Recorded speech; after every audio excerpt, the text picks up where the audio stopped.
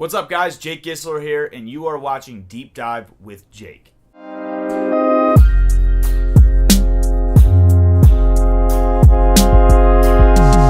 today's episode of Deep Dive, I will be debunking all of the negative things about the GH5s that I have seen.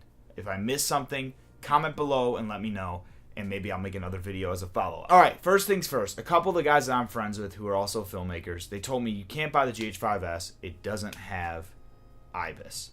So, my take on Ibis. I don't believe that Ibis is something that a filmmaker necessarily needs. I think it's something that everybody wants to have because it definitely helps a lot, especially in the run and gun situations. When you go to film a concert, you go to film a music video, get that handheld, and it's just making your life way easier when you have that ability to have a smooth shot without putting too much effort in. Now, I have found that I personally don't think I need Ibis that much. I don't think that I need to make a purchase based on Ibis, is what I'm saying, because I was using the Sony a6300 for about 2 years, and I've been getting a ton of business off of the videos that I've created with that camera, and a majority of those videos were videos that I shot handheld with no internal Ibis because that camera doesn't have internal Ibis, and I think that it performs very well. If you know what you're doing handheld, you can get a smooth shot without Ibis.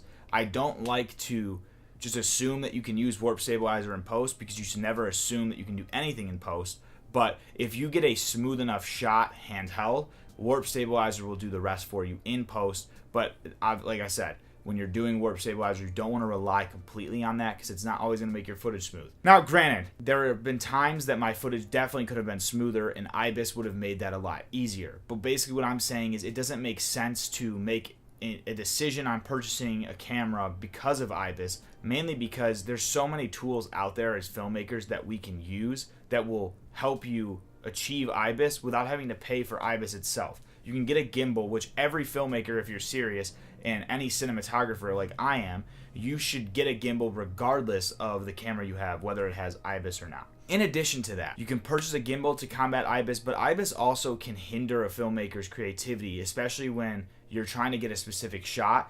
Ibis controls the sensor on its own, and you don't have full control over the sensor when Ibis is turned on. Whereas without Ibis, you have full control over the range of motion that the camera is going through and that you're trying to achieve. Therefore, I think that if you want more control as a filmmaker, having no Ibis is the better way to go.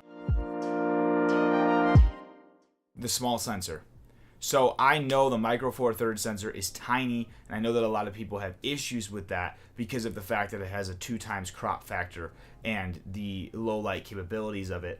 But I think that with the GH5s in particular, as I said in my previous video, the GH5s has a dual native ISO of 2500. So that means that at 2500 ISO, I'm able to achieve a great looking image in low light because of that. So I'm not really too worried about the smaller sensor size on this with that. But definitely think that the 2x crop factor gets in the way a little bit, especially like shooting on this video. I'm shooting with an 18 to 35 Sigma, and at 18 millimeters, it's pretty much a 35, and then a 35 is a 70. Although that it crops it in a little bit, truthfully, I don't see the need to have a super wide angle lens. I definitely like to shoot with super wides. I have the Tokina 11 to 16 that I use quite a bit, but I use that on my Sony and my GH5s. And on the Sony with 11 millimeter, it's pretty wide, but I usually only use that for certain scenarios in addition to with photography.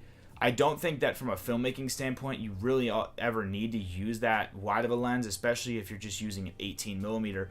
You can just back up a little bit further and still achieve that look with the wide without having to purchase a wider lens per se.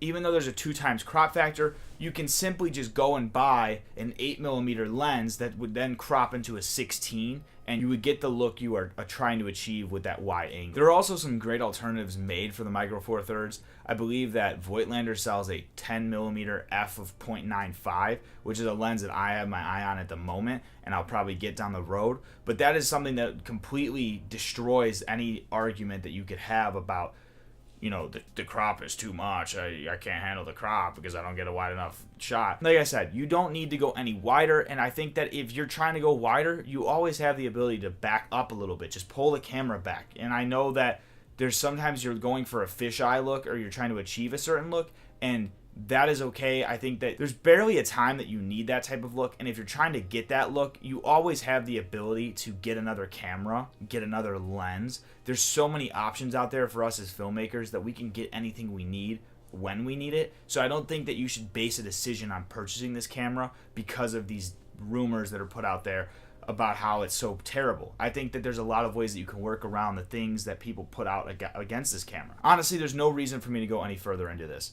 I have seen so many different things said about this camera, but the main two things is the Ibis and the sensor size. Those are the two things that people put out about this camera and why it's not good, and no one should go and purchase this camera over the GH5 because of that. And I think that honestly, there's so many different ways that you can work around the negative connotations that come with this camera, and I personally love it to death. I'm a big fan of the GH5s just based on what it can output, and like they say, numbers don't lie.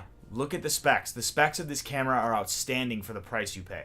It's only $2,400, $2,500, and you get 10-bit 4K internally, you get 4K 60 internally, and 240 FPS 1080. That is insane. That's pretty much doubling the specs of what the 6300 offers, and also you get the V-Log, and the low light capability is also outstanding. So overall, this camera is amazing, and I think the easiest way to debunk all the negative things is just to think about it logically from a filmmaking standpoint. Do you need Ibis when you put a camera on a tripod? Do you need Ibis when you put a camera on a glide cam or a Ronin or any other type of gimbal that would allow you to get a smooth looking shot? No. You literally just have to invest in more equipment to make sure that you can get the shots you want. But I personally don't think it makes sense to just run Ibis all the time because you're not always going to shoot handheld.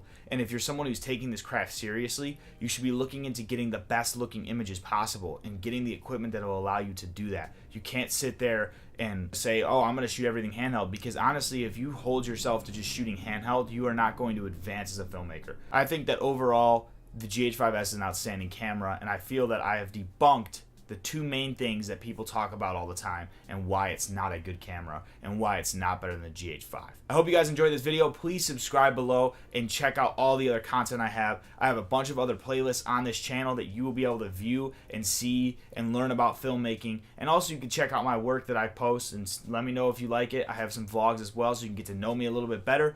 Thank you guys so much for watching, and I look forward to seeing you all soon.